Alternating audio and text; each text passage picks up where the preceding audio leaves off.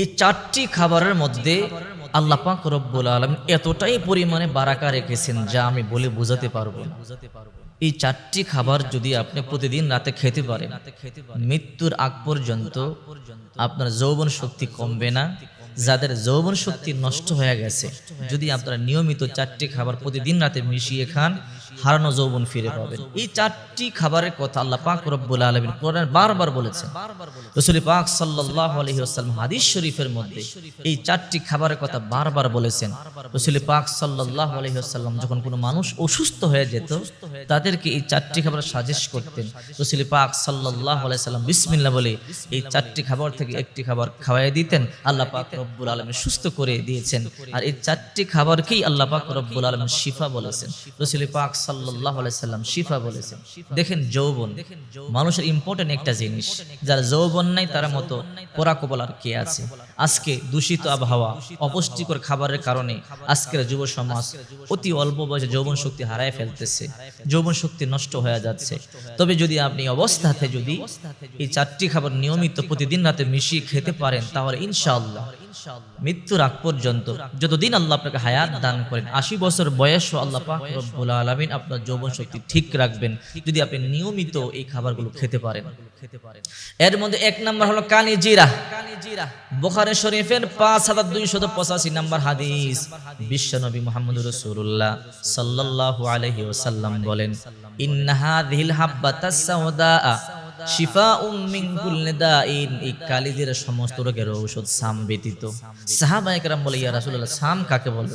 রাসূল পাক সাল্লাল্লাহু আলাইহি ওয়াসাল্লাম বলেন, সাম হলো মৃত্যু। তার মানে মৃত্যু ছাড়া সমস্ত রোগের ঔষধ হলো এই কালিজিরা। এই জন্য সব সময় কালিজিরা খাওয়ার একটা অভ্যাস করবেন।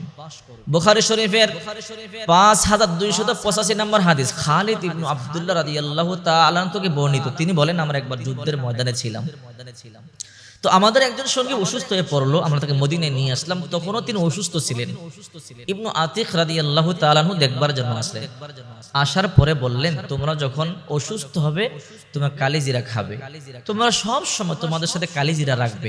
যখন তোমরা অসুস্থ হবে 5টা অথবা 7টি দানা বিসমিল্লাহ বলে খাবে, আল্লাহ পাক রব্বুল আলামিন সুস্থ করে তুলবে। কারণ মা আয়েশা রাদিয়াল্লাহু তাআলা আনহা বলেন, রাসূল পাক সাল্লাল্লাহু আলাইহি সাল্লাম বলেছেন, ইন্না হাযিহিল হাব্বাতাস সাওদা শিফাউম মিন কুল্লি দাইন।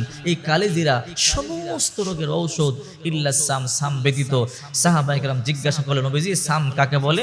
নবীজি বললেন, মৃত্যু। তার মানে মৃত্যু ছাড়া যত রোগ এই দুনিয়াতে আছে, দেখা রোগ না দেখা রোগ, সমস্ত রোগ, ছোট রোগ বড় রোগ, নতুন রোগ পুরাতন রোগ, রাসূল পাক সাল্লাল্লাহু আলাইহি সাল্লাম বলেন এই কালিজিরা সমস্ত রোগের ঔষধ।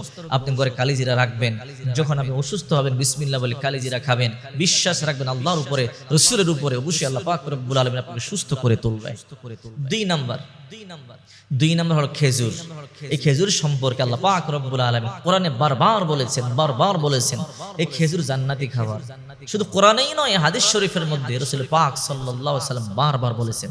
সূরা মারইয়ামের 23 নম্বর আয়াত দেখেন, ফাআজাআহাল মাখাদু ইলা জিদঈন নাখলাতি ক্বালাত ইয়া লাইতানি মিতু ক্বাবলা হাযা ওয়া কুনতু নাসিয়াম মানসিয়া ফানাদাহা মিন তাহতিহা আল্লা তাহজানি ক্বাদ জাআলা রাব্বুকি তাহতাকি সারিয়া ওয়া হুজ্জি ইলাইকি বিজিদঈন নাখলাতি তুসাকিত আলাইকি রুতুবান জানিয়া। ঈসা আলাইহিস সালামের মা মরিয়ম আলাইহিস সালাম যখন অলৌকিকভাবে গর্ভে সন্তান ধারণ করলেন, পেট একটু বড় হয়ে গেল, চিন্তিত হয়ে পড়লেন। এই হেন পরিস্থিতিতে আমি মানুষদেরকে কি জবাব দেব? মানে জিজ্ঞাসা করলেন বাবাকে কি বলবো। সেজন্য এলাকা ছেড়ে উনি পলায়ন করলেন, দূরে কোথাও চলে গেলেন। ফাআজাআহাল মাখাদু ইলা জিদঈন নাখলা, প্রসব বেদনা তাকে একটা খেজুর বৃক্ষের নিচে আশ্রয় গ্রহণ করতে বাধ্য করলো। ক্বালাত ইয়া লাইতানি মিতু ক্বাবলা হাযা ওয়া কুনতু নাসিয়াম মানসিয়া। তখন তিনি বলতেছিলেন, হায় যদি এর আগে যদি আমার মৃত্যু হয়ে যেত, অথবা মানুষের জীবন থেকে যদি আমি বিলুপ্ত হয়ে যেতাম, এটা আমার জন্য ভালো ছিল। আমার এই অবস্থা, আমি মানুষকে কি জবাব দেব? এই সন্তানের পিতাকে কি বলবো আমি? ফানাদাহা মিন তাহতিহা আল্লা তাহজানি ক্বাদ জাআলা রাব্বুকি তাহতাকি সারিয়া। নিম্ন দেশ থেকে ফেরেশতারা আওয়াজ দিল, হে মারিয়াম, তুমি চিন্তিত হয়ো না, তোমার পায়ের নিচে আল্লাহ পাক রব্বুল আলামিন একটা নহর জারি করে দিয়েছে। ওহুজ্জি ইলাইকি বিজদাইন নাখলা তুসাকিতু আলাইকি রুতবান জানিয়া, আর তুমি যে খেজুর বৃক্ষের নিচে আছো এর কাণ্ডে তুমি নাড়া দাও, সুপক্ষ খেজুর পতিত হবে, তুমি পানি পান করো। ফাকুলি ওয়াশরাবি ওয়াকরি আইনা, তুমি এই খেজুর বৃক্ষ থেকে খেজুর খাও, পানি পান করো, তোমার চক্ষু শীতল করো। তার মানে এই খেজুরের কথা আল্লাহ পাক রব্বুল আলামিন কোরআনে বলেছেন, যতই ক্ষুধার্ত হবেন আপনি 2-4টা খেজুর খেলেই আল্লাহ পাক রব্বুল আলামিন দ্রুত আপনার তৃষ্ণা, আপনার ক্ষুধা নিবারণ করে দেবেন। এই খেজুরের কথা আল্লাহ বারবার বলেছেন। 2 নম্বর খাবার হলো খেজুর। মারিয়াম আলাইহিস সালামের প্রচন্ড ক্ষুধার্ত অবস্থায়, ওই অবস্থায় আল্লাহ পাক রব্বুল আলামিন মারিয়ামকে এই খেজুর খাওয়ার কথা বললেন। আল্লাহ পাক মরা গাছে, যে গাছে খেজুর ছিল না, ওই গাছে মারিয়ামের জন্য খেজুর ফলালেন। আল্লাহ পাক ওই সময় অন্য কোনো খাবারও দিতে পারতেন, কিন্তু খেজুরটা কল্যাণকর হবে বলেই আল্লাহ পাক রব্বুল আলামিন খেজুর দিয়েছেন। মনে রাখবেন, 1 নম্বর কালিজিরা, 2 নম্বর খেজুর, 3 নম্বর হলো মধু। মধুর ব্যাপারে সূরা নাহালের 68-69 নম্বর আয়াত আল্লাহ পাক রব্বুল আলামিন বলেছেন, ওয়া আওহা রাব্বুকা ইলান নাহলি আন ইত্তাখিযি মিনাল জিবালি বুয়ুতা ওয়া মিনাশ শাজারি ওয়া মিম্মা ইয়া'রিশুন সুম্মা কুলি মিন কুল্লিস সামারাতি ফাসলুকি সুবুলা রাব্বিকা যুলুলা। আল্লাহ পাক রব্বুল আলামিন মৌমাছির অন্তরে একথা গেঁথে দিলেন, তুমি 3টা জায়গায় বাসা বাঁধবে, তুমি পাহাড়ে বাসা বাঁধবে, তারপরে জঙ্গলার গাছে বাসা বাঁধবে, ঘরের কোণে বাসা বাঁধবে। কারণ মানুষ 3 জায়গায় বসবাস করে, কেউ কেউ বসবাস করে শহরে, কেউ কেউ বসবাস করে পাহাড়ি এলাকায়, কেউ কেউ বসবাস করে গ্রাম এলাকায়। এই জন্য আল্লাহ পাক রব্বুল আলামিন মৌমাছিকে বললেন, 3 জায়গায় বাসা বাঁধো, যেন আমার 3 শ্রেণীর মানুষ মধু খেতে পারে। কারণ এই মধুর মধ্যে আল্লাহ পাক রব্বুল আলামিন শিফা রেখেছেন। সুম্মা কুলি মিন কুল্লিস সামারাতি ফাসলুকি সুবুলা রাব্বিকা যুলুলা ইয়াখরুজু মিন বুতুনিহা শারাবুন মুখতালিফুন আলওয়ানুহু ফীহি শিফাউন লিন্নাস। এই যে মধুর ভিতর থেকে যে রং বিরঙের পানিগুলো বের হয়, শারাবুন মুখতালিফুন আলওয়ানুহু ফীহি শিফাউন লিন্নাস, এগুলো মানুষের জন্য রোগের প্রতিষেধক। এই জন্য আল্লাহ পাক রব্বুল আলামিন মৌমাছিকে বললেন, তুমি 3টা জায়গায় বাসা বাঁধবে। কারণ যদি শুধু ঘরের কোণে বাসা বাঁধে, বিল্ডিং এর কোণে বাসা বাঁধে, গ্রামের মানুষগুলো মধু খেতে পারবে না।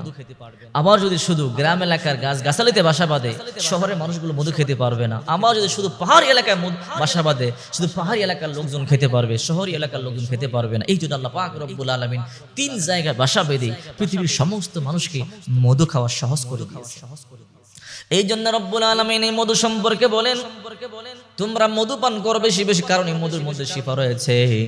বিশ্বনবী মুহাম্মদ রাসূলুল্লাহ সাল্লাল্লাহু আলাইহি ওয়াসাল্লাম বলেন, যদি তোমরা দৈনিক সকালবেলা 1 চামচ মধু খেতে পারো, এটা ভালো। না পারলে মাসে 3 দিন মধু খাবে। 3 দিন যদি মাসে তোমরা মধু খেতে পারো, দুনিয়াতে যত নতুন নতুন রোগ আগমন করে, নতুন রোগ আসে না, করোনা আসে, কত রকমের মহামারী আসে। রাসূল পাক সাল্লাল্লাহু আলাইহি ওয়াসাল্লাম বলেন, যত প্রকারের রোগ দুনিয়ার মধ্যে আসবে, সমস্ত রোগ থেকে আল্লাহ তোমাদেরকে হেফাজত করবে এই মধু। 4 নম্বর হলো দুধ। দুধের কথা আল্লাহ পাক রব্বুল আলামিন কোরআনে বারবার বলেছেন, এই দুধ জান্নাতি খাবার। আমরা জানি আমাদের যখন আমরা অসুস্থ হই, দুর্বল হই, আমাদের হাড়ের ক্ষয় হয়ে যায়, ডক্টররা আমাদেরকে সাজেস্ট করেন মধু খাবারের জন্য। এই মধুর কথা বেশি বলার প্রয়োজন নেই, যেহেতু আমরা এই দুধের কথা আমরা সবাই জানি। এই দুধের নহর আল্লাহ পাক রব্বুল আলামিন জান্নাত আমাদেরকে দান করবেন। তো প্রতিদিন রাত্রিবেলা এই কিছু কালিজিরা, কিছু মধু, কয়েকটা খেজুর এবং এগুলোকে ভালো করে পিষে, সুন্দর করে পিষে 1 গ্লাস দুধের মধ্যে মিক্স করে রাতের বেলা যদি আপনি এই গরম দুধটুকুন আপনি পান করতে পারেন, প্রতিদিন রাত্রে যদি আপনি এইগুলো পান করেন, ইনশাআল্লাহ দেখবেন আপনার দেহের দুর্বলতা দূর হয়ে যাবে, দেহের ক্ষয়রোগ দূর হয়ে যাবে, চোখের জ্যোতি যাদের কমে যায়, জ্যোতি আস্তে আস্তে বেড়ে যাবে। এরপরে দেহের মধ্যে যেই রোগ প্রতিরোধ ক্ষমতা আছে ওটা আস্তে আস্তে বৃদ্ধি পাবে, এবং যৌবন শক্তি, যতদিন আপনি দুনিয়ার মধ্যে বেঁচে থাকবেন ইনশাআল্লাহ নষ্ট হবে না, ততদিন পর্যন্ত আল্লাহ পাক রব্বুল আলামিন আপনার এই যৌবন শক্তি ঠিক রাখবে। যৌবনের দাম আল্লাহর কাছে অনেক বেশি, কারণ বৃদ্ধকাল ইবাদত থেকে যৌবন ইবাদত আল্লাহর দরবারে অনেক বেশি প্রিয়। এই জন্য রাসূল পাক সাল্লাল্লাহু আলাইহি ওয়াসাল্লাম কিয়ামতের ময়দানে জিজ্ঞাসা করবে, যৌবনকাল কিভাবে তুমি কাটিয়েছো? যৌবনকাল কি করেছো? যৌবন কোথায় নষ্ট করেছো? এই জন্য সাবধান হে যুবক ভাইয়েরা, হে যুবতী বোনেরা, যৌবন শক্তি আল্লাহ পাক রব্বুল আলামিন আপনাকে দিয়েছে, এটা হলো আমানত। এমন মানুষ আছে অল্প বয়সে আল্লাহ পাক রব্বুল আলামিন যৌন শক্তি নষ্ট করে দিয়েছে, ডাক্তারের কাছে দৌড়াদৌড়ি করে, কবিরাজের কাছে দৌড়াদৌড়ি করে, কিন্তু মনের মধ্যে বড় দুঃখ, ঘরের মধ্যে অশান্তি, সংসারে অশান্তি। যৌবন যার নাই তার মতো পরা কপালে এই দুনিয়ার মধ্যে আর কেউ নাই। এই জন্য সাবধান। রাসূল পাক সাল্লাল্লাহু আলাইহি ওয়াসাল্লাম বলেন, এই চারটি খাবার তোমরা সব সময় খাবে।